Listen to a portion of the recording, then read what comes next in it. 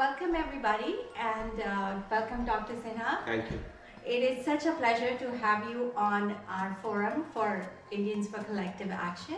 So tell us a little bit more about some of the work in education that you have done and some of the highlights with that work. Sure. Thank you for having me on this program. My journey in this phase of education, which was not my own education, but starting educational institution, started about 30 years ago. I first got involved in building a new university in Malaysia, which is called Multimedia University. That was part of a McKinsey project that I was involved in. That university is there now in Cyber City outside Kuala Lumpur, 8,000 students.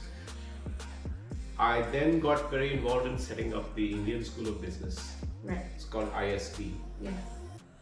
Now has campuses in Hyderabad and Mohali, and I continue to be involved. That's one project that has stayed, that I've stayed connected with all my life. I did happen to play the role of the founding dean of that institution for 1 year, Right. but I've been involved in the building of that institution and still continue to be part of the institution, along with many others. I then went on to help launch what is called Ashoka University, Right. which is just outside Delhi. It's Yes. about 10 plus years old. It started with something called the Young India Fellowship Program, which is very popular. Right. And now Ashoka is a liberal arts, American style research university outside Delhi. These two university projects are very close to my heart, both ISB and Ashoka. Right. Since then, I've gone on to create several other programs. There's a program called a Vedika Scholars Program for women. Right. There is the Naropa Fellowship, which is based in Leh, Ladakh. There is Anant National University in Ahmedabad, which is focused on around design. There is JK Lakshmipath University that is based in Jaipur. There's a new university coming up in Nigeria, the Nigerian University of Technology and Management. There's a new business school for BITS Pilani in Bombay. It's called BITS School of Management, BITSOM. Helping them build a school of law called BITS School of Law in Mumbai as well. Been involved in a new university in Chennai called Sai University. So there's a bunch of other projects that I've helped with. I have a for-profit company called Harappa Education, Right. which is basically teaching skills online, Yeah. which is only about 4 years old. And that's the latest of this series of ventures, which is slightly different because it's online and it's for-profit and a company, which is now part of the UpGrad group in India. Right. That is fantastic. You know, one of the things that really impacted all of us in all spheres of life was the pandemic that happened. For many students, it became a bit of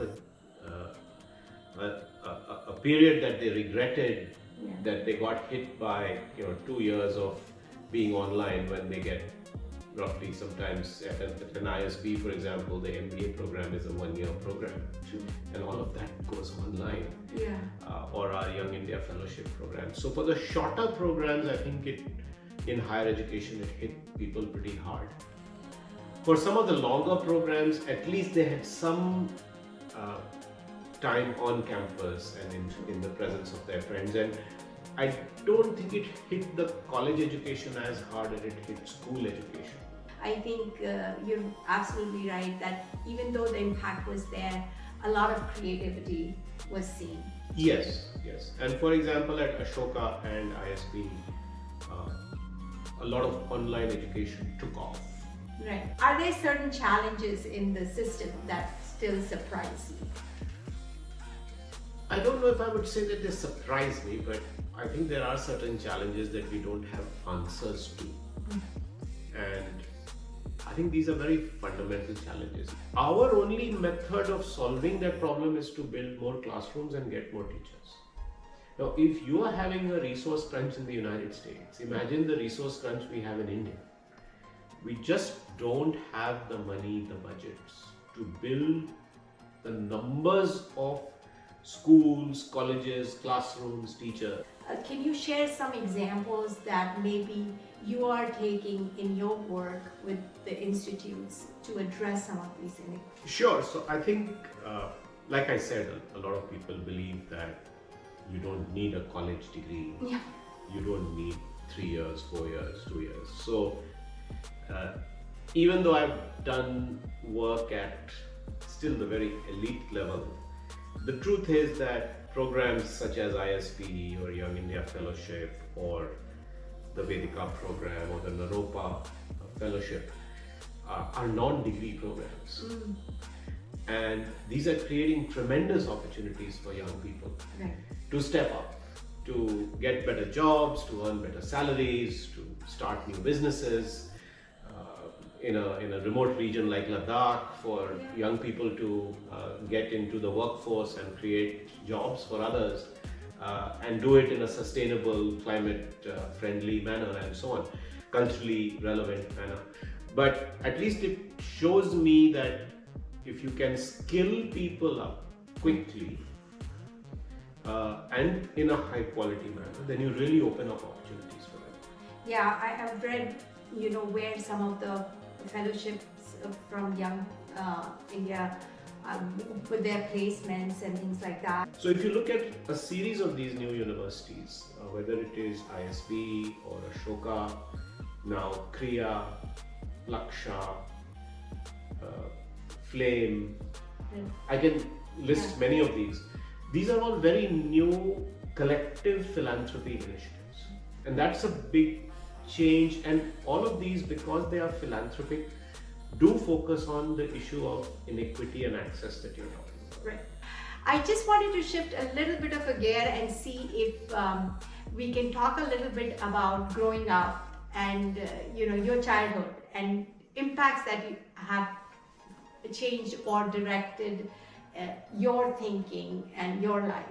So I will invite Reshma Nigam also, and then let's continue that conversation. Reshma, so of course needs no introduction in ICA platform because she was the president and now serves as the VP for ICA. But what I would like to for our audience to know a little bit more is about your family. You guys. He's younger than you, right? Yes, he's younger by 11 years. Oh. He was he's the fourth of 3 girls. So we were 3 older sisters and then he was born. The older sister is 14 years older than him, then I'm 11 and my younger sister is only 8 years older. So we always thought that they were contemporaries. So they had an 8-year difference and they used to fight like they were children. Did he get a pass because he was the youngest in the house? Was that the case, or were the rules the same for all 4 of you? I think that the rules were in many ways tougher for him. Okay. Because we grew up in a very conservative environment where people generally tended to spoil the boys. And because we were all 3 much older, we were always pointing out and saying, oh, are you trying to spoil him? Are you doing this? Are you doing that? We were always on his case as far as my parents were concerned. And it ended up that he led a harder life than we did. Because we had a car and the car would drop us to the school and all that. He took a bus. Okay. So my mother would say, oh bichara, he goes on the bus, you guys went by car. And we would say, but he's a boy, he should do these things. So that was a very big thing. And of course he was very loved, as you can imagine. He had a lot of love and affection. But in terms of getting a pass, no. In fact, he was put on a train and sent to Kanpur, even though Patna and Kanpur are so close by. Then it turns out everybody did that. So I felt that in retrospect, he did have a harder time growing up. I'm sure Samir wants to hear that. Thank you so much for your Thank time, you, and thank you for joining Namita. us. Thank you. Always a pleasure. Thank you.